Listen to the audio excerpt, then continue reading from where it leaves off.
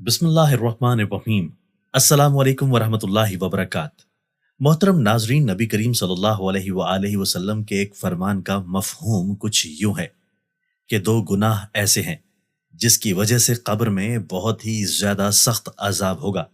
वो दो गुनाह कौन से हैं, जानने के लिए इस वीडियो को आखिर तक जरूर देखिएगा। नाजरीन, जैसा कि इस बात में कोई शक नहीं कि इंसान गुनाहों का पुतला है, उससे हर वक्त छोटे बड़े गुनाह सरजद होते रहते हैं। बड़े से बड़ा मुत्तकी और परहेजगार शख्स इस बात का दावा नहीं कर सकता कि वो गुनाहों से बिल्कुल पाक है या उससे कभी किसी गुनाह का इर्तिकाब नहीं हुआ है।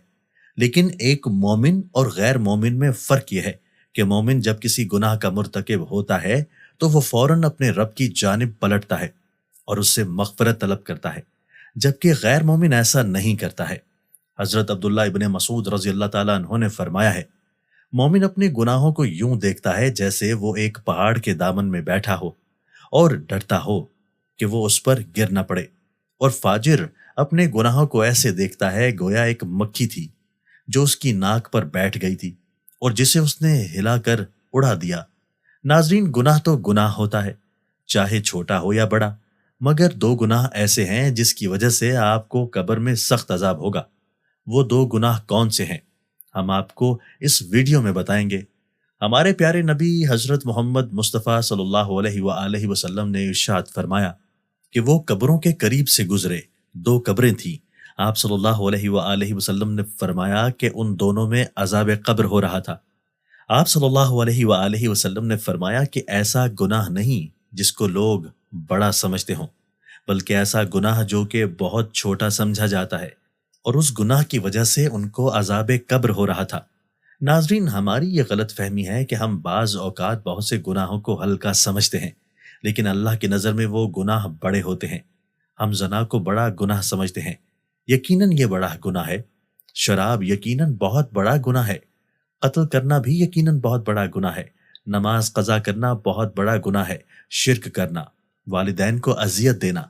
मगर कुछ गुनाह ऐसे होते हैं जो होते तो बहुत बड़े हैं लेकिन छोटे समझे जाते हैं। तो इसीलिए आप सल्लल्लाहु अलैहि वसल्लम ने फरमाया कि इन दोनों कब्रों के अंदर इन दोनों अशखास को ऐसे दो गुनाहों की वजह से अजाब हो रहा है जिनको ये छोटा समझते थे। उनमें से एक गुनाह ये है कि ये पेशाब से नहीं बचते थे, पेशाब से एहतियात नहीं करते थे। हजरत अबू हुरैरा रजी अल्लाह ताला अन्हो से रिवायत है कि रसूलुल्लाह सल्लल्लाहु अलैहि वसल्लम ने फरमाया, पेशाब के छींटों से बचो क्योंकि अमूमन कब्र का अजाब इसी वजह से होता है। मोहतरम नाजरीन, इस्लाम में तहारत की बहुत अहमियत है। इस्लाम हमारे अंदर की सफाई पर भी और बाहर की सफाई पर भी बहुत जोर देता है। लेकिन एक बात खूब याद रखें, आप तहारत के मामले में कहीं वहमी ना हो जाएं, शक में ना पड़ जाएं। वॉशरूम के अंदर इतना थोड़ा सा ख्याल करें कि आपको छींटे ना पड़े, इतना ज्यादा नहीं कि आप वॉशरूम से निकल रहे हों और सोचें कि कहीं आपको छींटे तो नहीं पड़ गए। नाजरीन, एहतियात करें कि खड़े होकर पेशाब करना बिल्कुल गलत है। जो लोग ऐसा करते हैं उन लोगों को इस अमल से रोका गया है, क्योंकि बहुत बारीक बारीक छींटे अगर आपको पड़ जाएं तो उलमा कहते हैं कि वो आपको माफ है, क्योंकि उनसे बचना मुमकिन नहीं है। दूसरा, कब्र में जो शख्स दफन था उसके बारे में हुजूर सल्लल्लाहु अलैहि वसल्लम ने फरमाया कि ये चुगली किया करता था, इधर की बात को उधर कह देना और उधर की बात को इधर कह देना, इस पर उसे अजाब कब्र हो रहा है। इससे पता चलता है कि जब लोग चुगलियां करते हैं तो ये सगीरा गुनाह के मुर्तकिब नहीं होते हैं। हमारे यहाँ जना को तो बुरा समझा जाता है, शराबी को भी बुरा समझा जाता है, लेकिन चुगलखोर को कुछ भी नहीं समझा जाता। ये चुगलखोर ऐसी लड़ाइयां करवाता है कि आपस में मोहब्बतों को नफरत में तब्दील कर देता है। भाई को भाई से लड़वा देगा, शौहर को बीवी से और बीवी को शौहर से लड़वा देगा। चुगलखोर के बारे में कुरान क्या कहता है, हदीस क्या कहती है, ये सगीरा गुनाह नहीं है।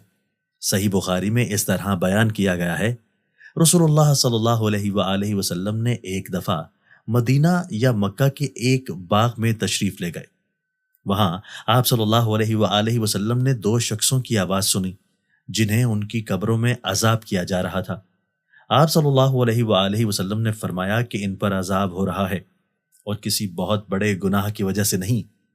پھر آپ صلی اللہ علیہ وآلہ وسلم نے فرمایا، بات یہ ہے کہ ایک شخص ان میں سے پیشاب کے چھینٹوں سے بچنے کا اہتمام نہیں کرتا تھا اور دوسرا شخص چغل خوری کیا کرتا تھا۔